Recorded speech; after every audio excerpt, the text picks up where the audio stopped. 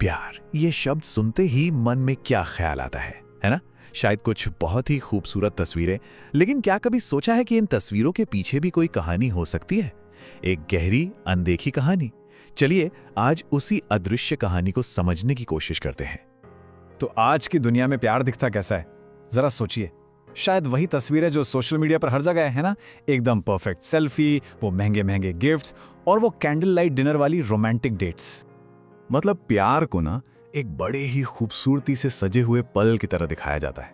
जैसे किसी कैफे में बैठे कपल्स, वो परफेक्ट लाइटिंग, सब कुछ इतना इतना आसान और नेचुरल लगता है, जैसे कोई रेडीमेड प्रोडक्ट हो जिसके पीछे की मेहनत किसी को दिखती ही नहीं। तो चलिए इसी आइडिया में थोड़ा और गहरा उतरते हैं। हमारा पहला पड़ाव है प्यार का तमाशा। मतलब वो सिचुएशन जब रोमांस एक तरह का पब्लिक परफॉर्मेंस बन जाता है। और ये देखना बड़ा दिलचस्प है कि कैसे प्यार को कुछ गिनी चुनी चीजों में बांध दिया गया है। डेटिंग एप्स पर स्वाइप करते रहना, फूल भेज देना, रेस्टोरेंट में रिजर्वेशन करवाना, ये सब एक तरह के रिचुअल्स बन गए हैं। हम बस इसके आउटकम को एंजॉय करते हैं, है ना? पर ये कभी नहीं सोचते कि इन सब के पीछे असल में है क्या। लेकिन यहां एक बहुत बड़ा सवाल उठता है, क्या सिर्फ दिखावे के दम पर कोई रिश्ता सच में टिक सकता है? आखिर वो कौन सी चीज है जो इस खूबसूरत सी दिखने वाली तस्वीर को जोड़े रखती है? वो कौन सी छुपी हुई मेहनत है इसके पीछे? और बस इसी सवाल का जवाब हमें एक नई दुनिया में ले जाता है। वो दुनिया है एक अदृश्य ढांचे की, एक ऐसी नींव की जो आंखों से तो नहीं दिखती पर होती बहुत मजबूत है। अब जरा इस फर्क को समझिए। एक तरफ है प्यार का वो रूप जो सिर्फ खास पलों, दिखावे और रिजल्ट पर फोकस करता है, और दूसरी तरफ एक ऐसा प्रोसेस है जो कंटिन्यूटी, तैयारी और रोज की प्रैक्टिस पर टिका है।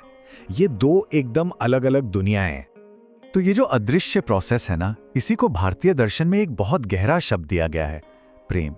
देखिए, प्रेम सिर्फ एक मोमेंट की फीलिंग नहीं है, ये एक तरह की भक्ति है, एक डिवोशन जो रोज की प्रैक्टिस, रेपिटेशन और कंटिन्यूटी से तैयार होती है। यही है वो अदृश्य ढांचा। लेकिन रुकिए, प्रेम सिर्फ एक अलग तरह की फीलिंग ही नहीं है, बल्कि ये एक बहुत बड़े एक सिस्टमैटिक थॉट का हिस्सा है, एक पूरे सिस्टम का। और ये सिस्टम है 4 पुरुषार्थों का: धर्म, अर्थ, काम और मोक्ष। अब यहां पर जो काम है, यानी इच्छा या प्यार, वो अकेला खड़ा नहीं है। वो जिंदगी के बाकी जरूरी गोल्स के साथ एक बड़े स्ट्रक्चर में फिट होता है। मतलब साफ है, इस सिस्टम में प्यार कोई अचानक से आया हुआ तूफान नहीं है जिसे बस महसूस कर लिया। नहीं, ये एक जिम्मेदार रोल है, एक भूमिका है जिसे एक डिसिप्लिन्ड और मीनिंगफुल जिंदगी के अंदर निभाया जाता है। तो वापस उस प्यार पर आते हैं जो सिर्फ दिखावे पर टिका है। जब उसके नीचे कोई गहरी नींव ही ना हो, तो फिर उसकी एक ह्यूमन कॉस्ट भी तो होती होगी, है ना? क्या कीमत चुकानी पड़ती है? जो रोमांस सिर्फ परफॉर्मेंस पर बेस्ड होता है ना, वो अक्सर उन चीजों को इग्नोर कर देता है जो असल में रिश्ते को जिंदा रखती हैं, जैसे कि सहनशीलता, जिम्मेदारी और वो थकान जो हमेशा परफेक्ट दिखने के प्रेशर से आती है। ये उस खामोश मेहनत को कोई वैल्यू ही नहीं देता। ये एक लाइन है जो इस पूरी फीलिंग को कैप्चर कर लेती है, तमाशे के बिना तनाव। मतलब वो इमोशनल बोझ जो बिना किसी तारीफ या दिखावे के प्यार को चलाए रखने के लगातार प्रेशर से आता है। तो हमने एक सफर तय किया है ना?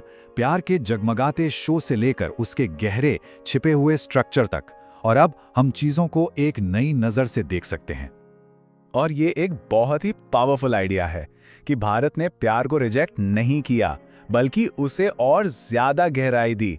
प्रेम का जो कॉन्सेप्ट है वो रोमांस के खिलाफ नहीं है, बल्कि वो उसे एक परमानेंट डिवोशन की, एक भक्ति की नींव देता है।